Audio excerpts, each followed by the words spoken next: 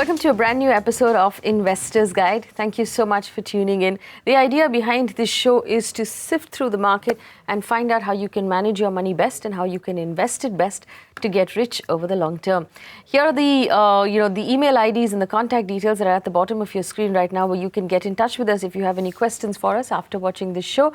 But on the show this week, we'll talk about what you can do as an investor if your employer is not depositing the PF that you have given out of your salary to the government and to the EPFO. What can you do? We'll also help an investor save enough for his daughter's education. And in our product review, we look at the Sundaram Smile Fund. All right, let me welcome Dhirendra Kumar into the show. Dhirendra, thank you so much for joining us. I want to start off by talking about the fact that there have been a lot of companies, 10,932 on last count in 2015, that have failed to deposit PF amounts to the EPFO, the Employee Provident Fund Organization. Dhirendra, this is something that would concern all of us as viewers. We know that the money gets deducted out of our salaries. Our employers are meant to match that money with a contribution of their own and then deposit that amount. So if there is a defaulter, how do we know that our companies or the companies that we work for are actually making those deposits, and how do we keep track of it? Today it has become very easy. Earlier it was difficult to get access to your Provident Fund account and get to know the status of it. Today it is possible because everything is available online. You can register your mobile number, so the moment your employer deposits the money, you get a confirmation. Besides that, all your contribution going into EPFO, if it is less than 15,000, what part of it goes towards the pension account, what part is your Provident Fund, and your ability to file a request to borrow against this Provident Fund contribution, all that is possible online. So today it is very straightforward. Gain access to your Provident Fund account, get to know your status, and immediately take action, immediately complain if your money is deducted, and you will get to understand the normal cycle, that on 1st you get your salary, by 7th or 8th the Provident Fund is deposited, by 8th, 9th or 10th through the banks, the EPFO, the organization gets the confirmation and it gets credit to your individual account.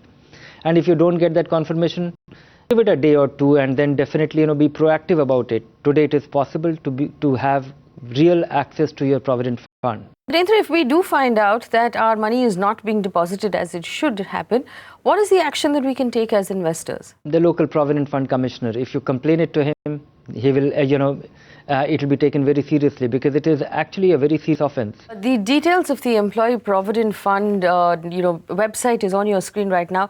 You can go in there, like Dhirendra says, register, track your own deposits, and make sure that your money is reaching its rightful place. If not, there are places in which you can make complaints, and you can get in touch with us if you need any help. Let's move on now to the profile that we're looking at this week. In our financial plan this week, Dhirendra, we're looking at the profile of a 31-year-old who works for an MNC with a goal of 2 crore rupees for his own retirement and for his daughter's future.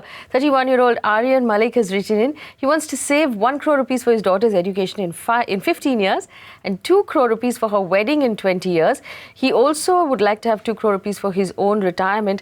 Well, of course, I'm going to frown at the fact that you're saving twice as much for a wedding as you are for the young girl's education. That's something you might want to reconsider in terms of priorities and what's more important to you and to your daughter at this point. But Dhirendra, if we look at the goals, it's altogether about 5 crore rupees staggered between 15 and 25 years. That seems like a doable option for someone in his salary bracket, isn't it? It should be, but I would say that he has to be he has to be at it. He has to be very proactive about increasing his investment over time. This is right now he can't think in terms of a constant thing, and also things will change. But it is always good to have more than you need than have substantially less than what you plan to have. I is fairly realistic about the estimates, but I think his current contributions are not enough. He has to be a little more aggressive with his savings and increase it every year as his income rises, increase that contribution. And he has actually taken care of most of the essentials one should do before embarking on an investment plan. he does have the essentials. If you take a look at it, he's got money going into the PPF, which I'm not really sure about whether he should continue. He has the emergency fund of 2 lakh rupees. He has a Kotak ULIP, he says, that will mature in 2024. And he has a term plan and a family floater plan. So life insurance, health insurance taken care of. He has 2 ELSS funds and he has a couple of other mutual funds, Dhirendra. Like you said, he doesn't seem, of course, that he's contributing enough to make his goals. If we were to look at his portfolio as a whole, does he need the PPF? Can he focus all of his energy on the mutual funds that he's picked? No, he doesn't need the PPF, and more so with the earliest goal, long-term goal, 15 years away. That money should definitely find its way into equity fund, and he will be substantially rewarded. Not only that, the outlook for the all guaranteed fixed income avenues look very grim, because what has happened what has been formally announced in the last few days, last week, is that the government has agreed on targeting inflation, which means fixed income rates will definitely go down. He's very lucky to be in the accumulation phase. A lot of people can't do much about it. Who are in their in their retirement phase, or they just have to draw income from their accumulation of a lifetime. In his case, he's accumulating so he can get aggressive about it, and that is perhaps the only way where he can optimize his return. And on a 15-year basis, the risk comes down substantially. Well, a quick back of the envelope calculation, of course, if he's contributing right now to just his mutual funds about 10,000 rupees every month, that will take him close to 1.9 crore rupees at the end of 25 years. That's not even half the target that he wants to achieve. He is going to, in the very least, have to double his contribution to his mutual funds to begin with, and then keep increasing that that allocation to mutual funds over the next 15 years or so.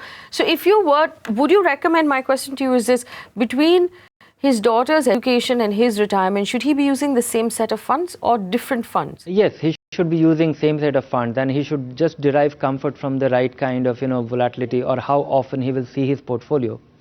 15 years and 25 years, I don't think my selection will ever change.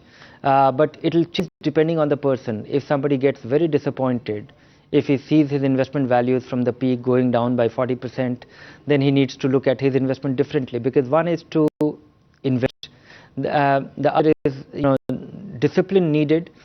Third most important thing in his case will be increasing his savings over time, which should continually get invested. But more importantly, to stick to this plan, it is it's very important that somebody should not be shaken by the wild market. He will experience it. If faced with a 2008 kind of situation, will he wind up and will he square up his investment, or will he stick to it? Will he look at it as an opportunity? And I think once somebody who has invested for 3-4 years will derive all the comfort, will not be as upset or disappointed. But somebody getting started, so I would suggest that he should continue this investment. He should have some more conservative investment to begin with, and after 2-3 years, 4 years, he can get into the more aggressive mid and small cap, multi-cap funds. But to begin with, maybe he should just increase his allocation to the balanced fund and the large cap. Increase your allocation to the balanced funds, and the 10,000 rupees that you're contributing right now should ideally be close to 25 or 30,000 rupees in order to achieve your goals. So take it as close to that as possible, and every time you see a bump up in your salary, you should be increasing, of course, the mutual fund contribution as well. Write back to us if you need any more help. We have a senior citizen who's written in, Dhirendra. S.V. Shankar has written in. He says he's retired with a lot of savings, which is always a good thing. He earns a monthly rent from his home and he has PF savings. He now wants to start investing, manage his daily expenses. He can invest 25% of his savings in our balanced portfolio. He's not sure how to withdraw the money at regular intervals. Also, he wants to know if he should be investing in a debt fund instead with a 3 to 4 year horizon. And he sent us a list of debt funds that he's looking at. So we'll take this question one at a time. I'm going to put up on our screen our balanced portfolio. Would you recommend, to manage his daily expenses, he should be using our balanced portfolio? And how often should he be withdrawing money? Dhirendra? Our balanced portfolio, or even our income portfolio, is not suited for, is not a reliable way to derive income for regular dependents. So in that sense, he should look at rental income or the pension that is deriving as a more firm thing, or the money which he will if he can invest. If his monthly income from rent is not enough, then he should definitely invest a part of his money in senior citizen savings scheme from which he will be able to derive a guaranteed income. And that will be a reliable way to look at it, but only to the extent that is needed. By his estimate, he should look at it. Income portfolio is ideal for anybody who needs supplementary income and is periodic, because it has an equity allocation, it has an equity component, and that requires some time to fructify. And the way it works is one should have a quarterly withdrawal, should have a withdrawal plan. The way you do SIP, it's a converse of that. You invest lump sum and give instruction to give part of your money back every quarter. And that withdrawal should be of a scale which is not eating into your capital. And my estimate, my conservative estimate is that anybody investing in such a portfolio, which is about 40% into equity, 60% into fixed income, should not be withdrawing more than 8%, otherwise you run the risk of consuming your capital. It should be ideally be lower in the initial years, and over a period of time, as you build margin of reasonable margin, because 1 or 2 years, 3 years, you will in a one up market cycle, you will build enough cushion to increase your withdrawal. And that is the time when you should increase it. So I would say that is meant for inflation adjusted withdrawal income scheme, but a less periodic one. And once you are done, once you are at it for 3-4 years, maybe your withdrawal rates can go up depending on the performance. Would you recommend he uses the senior citizen savings scheme or a senior citizen's fixed deposit to generate that monthly income that he needs? Yeah, only to the extent of essential income needed. He should just estimate his monthly income requirement. And he should look at what his rental income is, and how reliable it is. And so he should invest only to the extent that will fulfill his income requirement on a monthly basis for household expenses. Rest of the money should be into that less periodic income generating portfolio. The rest of the money should be in the less periodic income generating portfolio that's on your screen right now. We hope that helps. If you have any more questions, get in touch with us. So the key takeaways before we take a break that we've learned in this session is increase your mutual fund contribution on a regular basis if you're in the accumulation stage of your portfolio, which is you're planning for a long-term horizon. Put aside as much as you can right now and increase that contribution as your salary goes up. If you're on the other side, which is you're retired and you're looking to generate an income from your money, use a sort of guaranteed income generating mode like the senior citizen savings scheme, where you know exactly how much money is going to come out of it and you can rely on that money to generate the income that you need from month on month, and then you can use our portfolio to beat inflation. This week we're looking at the Sundaram Smile Fund. Avan is here to give us a quick wrap of the numbers lately, and then we'll come back and talk about it. Thanks, Faye. This week we take a look at the small cap fund Sundaram Smile. The fund has been an average performer with several ups and downs since its launch in the year 2005. Let's take a closer look at its performance over the last 5 years. The red line is the fund and the blue line its benchmark. You see that the fund's performance has not been disappointing, thereby performing better than its benchmark and category since the year 2011. The fund was at its best in the year 2014, giving a return of 109%. However, the fund's 10-year performance has not been exceptional either. There are several other funds in the category that have performed better in the long term. Last 1 year, the fund was at its worst with a return of just 1%.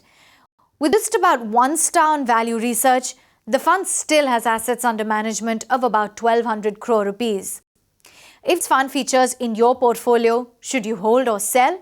Are there superior alternatives? Let's find out. With that, it's back to you, Faye. Thank you for those numbers. The Sundaram Smile was an extremely exciting fund when it launched, and it launched sort of at the peak of excitement about infrastructure funds. It's down to 1 star. But my concern is the number of viewers who are still writing to us asking us about this fund at an AUM of a little over 1,100 crore rupees. There's still some investors who are holding on to this fund. Do you recommend that they hold on any longer? So on the performance count, I don't think if an investor is holding small cap, Sundaram Smile, he should not be disappointed. Looking at absolute return, looking at 3-year return of 44%, I don't think an investor can ask for anything more. On a relative scale, there are superior alternatives, and far superior alternatives have varying character. The best in this category of small cap, I would say the DSP BlackRock micro cap, which is which goes down a notch, lower in terms of capitalization, buys very small companies and has done exceedingly well. So I would say investors who have, very carefully earmarked some allocation to small cap fund, they should not have this fund. At the same time, the consolation is that this is purely in terms of performance. This is not a disappointing fund either. It's not a disappointing fund. Dhirendra, for the viewers of this show, how many stars would you give this fund on our review? On a risk-adjusted basis, it is a 1-star fund. But going by the understanding, going by the the qualitative understanding of this fund, looking at the portfolio, looking at performance, howsoever erratic, I would still slot it as an average fund. So I'll place it as a 3-star fund rather than a 1-star fund, where it actually lands mathematically on the risk-adjusted scale. All right, it's a 3-star fund here on Investors Guide. Dhirendra is saying that it tends to be a surprise once in a while. It pops up and it's a top performer. So if you want to have faith and hold on to it, remember that it will move in cycles and it will only surprise you once in a while. So you should be very clear about your expectations from this fund if you're holding on to it. Let's move on to our segment on buying a home. 36-year-old Hitesh has written in. He's been investing 40,000 rupees a month in mutual funds since September last year. He has a home loan of 38 lakh rupees and savings of 20 lakh rupees. He wants to know if he should repay his home loan first or continue investing in mutual funds. Well, Dhirendra, I personally don't think it makes any sense at all to hold on to savings of 20 lakh rupees and be paying interest of over 9.5% on a home loan. Should he just be using it to knock off his outstanding? There are 2 courses of action. One is use your 20 lakh rupees worth of savings to prepay your as much of your home loan. So that is basically you are making sure that you are not incurring interest on that part of your money. The other way of looking at it is, deploy your money in a manner that it earns more than 9.5% or 10%, whatever be the rate of interest on your borrowings for the home. And that can be done, but you have to do it carefully. This 20 lakh rupee, how much time it has taken for you to save, you should spread this money over a long period of time, maybe 18 months, 2 years, or maybe 3 years. Invest in a balanced fund or a multi-cap fund. And I'm hopeful that on a 15 to 20 year time period, it will generate substantially more than 9.5%. It will accumulate into something sizable. And if you're comfortably out of your current budget, able to prepay you pay your EMIs and get out of that liability over a period of time steadily, and this accumulates into a substantial financial assets. So these are two courses of action which you can choose, and they are just equally good. It entirely depends on in terms of how uncomfortable you are with a big liability. Well, Dhirendra, the other way, of course, like you said, is if he does pay off his home loan, means that his EMI will come down substantially. It will be close to nothing, and he can then use that money that is actually going towards the EMI to invest in mutual funds as an SIP, as opposed to sort of distributing the 20 lakh rupees over the next 18 or 20 months. If he uses the 20 lakh rupees to knock off the principal outstanding on his home loan, and then uses what is going to be EMIs over the next 20 months to invest in mutual funds, he'll know for sure the home loan is gone, and he'll know for sure there's money for SIPs. Yes, that is a conservative way of looking at it. But I'm confident that a long-term liability on which you are incurring 9.5%, equity investment will translate into substantially higher return. Over a period of time, if interest rates actually go down, then he should consider in terms of all the accumulation that is happening. He should think in terms of prepaying a good part of it. So it's just a matter of both plans are equally valid and has a logic, and they are not very different, because the worth of your money will not be your sum total 20 years from now will not be very different by following the two different plans. So it really depends on the kind of investor that you are. Are you the kind of investor who's uncomfortable about having an outstanding loan? Then take care of that first.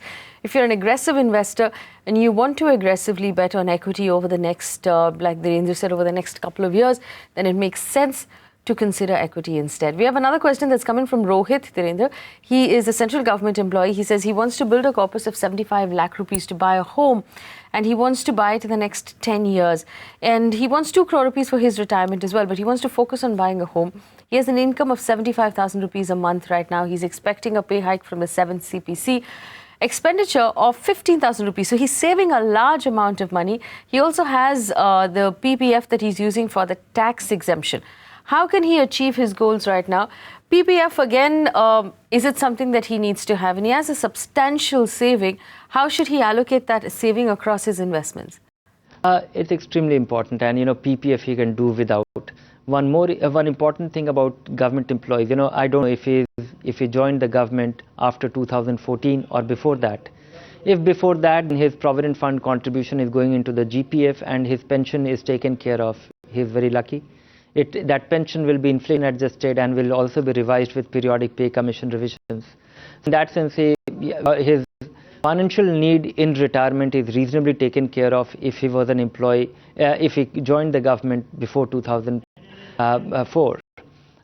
But if he joined later, then he's part of NPS. His NPS contribution is substantially fixed income. So I think he will not. He is not. It's not a good thing to be investing in PPF, while his contribution, his mandatory contribution, is also going into NPS, which for the central government employees is substantially into fixed income.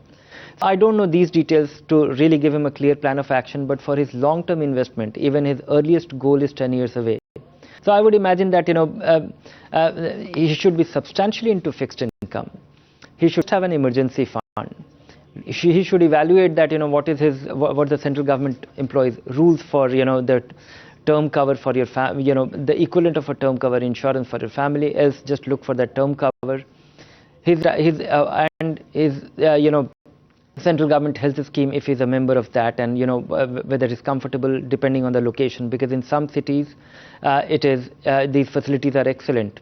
Other places it is not available. It is not available as a normal healthcare system, as an efficient healthcare system. So he should look at that health insurance, and after that, all his money should find its way into equity. And some of his goals can actually be preponed. If he's aggressively the kind of saver he is, he should be able to achieve some of his goals earlier than he has planned. You should be able to achieve some of your goals earlier than planned. That should be good news for you. The advice that Dhirendra has given you is on your screen right now. Get back in touch with us if you need anything else. What we learn in this segment, aggressive investors, if you have mutual funds and a running home loan, decide based on the kind of investor you are really. If you're investing for the long term, it is of course almost a granted that equity will do better than the 9.5% you're paying on your home loan at this point. And of course, remember to invest in equity for the long term and to take care of your immediate goals first. That's a wrap on this edition of Investors Guide. Dhirendra, thank you so much for joining us on the show and answering all of our questions. If you have questions at home, email ID is at the bottom of your screen. Thanks so much for watching.